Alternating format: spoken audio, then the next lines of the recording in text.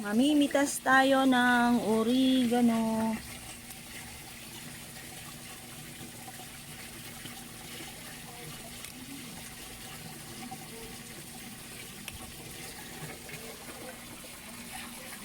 Ay, laglag. 3 oregano.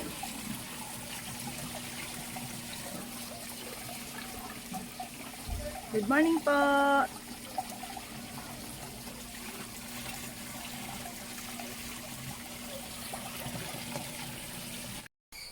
Kayo po ba mga bossing ko ay isa sa mga mananaya? At kayo po mga bossing ko ay isa sa mga nagnanais na magwagi na limpak-limpak na salapi or manalo ng jackpot. Ako po ay may tuturo sa inyo mga bossing. Dito po ako yung nagsimula. Ako po mga bossing ko yung nagsunod-sunod ang mga pagtama mga bossing ko sa aking mga tinatayaan. Mula noong 2018 mga bossing ko sa pagsalubong ng 2019. At ito po yung isinare ko mga bossing ko at nagsunod-sunod na mga pampaswerte ko pong ginawa hanggang sa ako po ay nag-upload na rin po ng video. At hindi ko po rin po inaasahan na ako po ay sinuwerte. Ngayon pa mga bossing, ako po ay may share sa inyo. Mainam na subukan niyo po itong gawin. Basta kayo po ay may 100% na paniniwala sa mga gatong mga pamamaraan. At imamaisip nyo na kayo magiging matagumpay. Simula na ito ng tagumpay. At alasin nyo po sa isipan nyo po na kayo po ay malas. Ngayon pa mga bossing, kapag po yan ay nagawa po ninyo, ito po mga bossing ko ay mapapasin po ninyo na kayo po ay palagi sinuswerte. Na instead na kamalasan ay puro swerte ang darating po sa buhay po ninyo. Ngayon po mga bossing, ako po ay may share sa inyo na mainam na subukan nyo pong gawin. At ito po mga bossing ko ay mapapasin ninyo na instead na kayo minamalas ay puro swerte ang darating. Ang gagawin nyo lang po mga bossing ko ay kumuha kayo ng 3 dahon ng oregano. At pagkatapos mga bossing ko, manap ka sa may sinangan. Sabihin nyo po ng paulit-ulit ang numero na lagi nyo pong tinatayaan. At ito po mga bossing ko ay ipapahid nyo sa inyo pong palad habang kayo po mga bossing ko ay nagwi-wish ng paulit-ulit. Mas mainam na nakapaligo na kayo kapag po ito ginawa ninyo.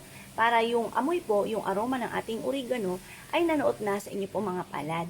Pagtapos positive ka lamang mga bossing, kailangan nasa isipan ninyo, simula na ito ng tagumpay ko, alisin nyo sa isipan nyo yung mga alinlangan. Kasi kapag may alinlangan ka, maaaring mababaliwala ang inyo pong paggawa po ng mga ganito. Kailangan nasa isipan nyo, simula na ito ng tagumpay ko. Ngayon pa mga bossing ko, ikaw naman ay negosyante, pwede nyo rin po itong gawin. Bago ka pumunta sa inyo pong negosyo, ihaplos nyo po ito. At mas mainam na manunuot yung aroma ng ating oregano sa inyo pong mga palad. Subukan niyo po ito mga bossing kahit sa loob ng 1 linggo.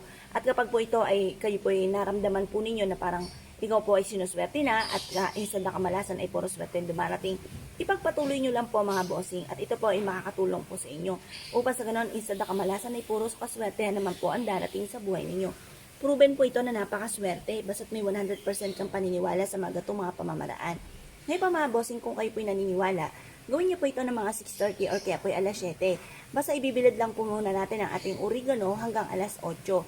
Yan po inihaplos nyo na sa inyo pong mga kamay at ibibilad nyo po muli. Pwede nyo rin po itong isiksik sa inyo pong pitaka upang sa ganon magtuloy-tuloy ang pasok ng swerte. Mas may na mga bossing ko na halimbawa kung ano yung meron ka sa ngayon na parang hindi ka pa kontento at ayaw nyo po na ganyan ang inyo pong buhay, lagi nyo sasabihin na hindi laging ganito ang takbo na aking pamumuhay, hindi puro paghihirap na lamang, hindi pa na pag-utang na lamang ang nakakabuhay sa amin. Yung mga ganun mga bossing, lagi nyo sasabihin magkakaroon ako ng maraming pera, hindi laging ganito ang takbo na aking pamumuhay, magiging matagumpay ako. At magkakatotoo po yan mga bossing. Basta positive ka lamang. Lahat ng mga taong masisipag, matyatsyaga, may positibong pananaw sa buhay, at hindi nakakalimot magdasal, at sinabayan pa ng ganito mga pamamaraan, ay walang imposible, magiging matagumpay po kayo. Kaya kung kayo po naniniwala at nais po itong gawin, asya mga bossing, good luck po sa inyo po lahat.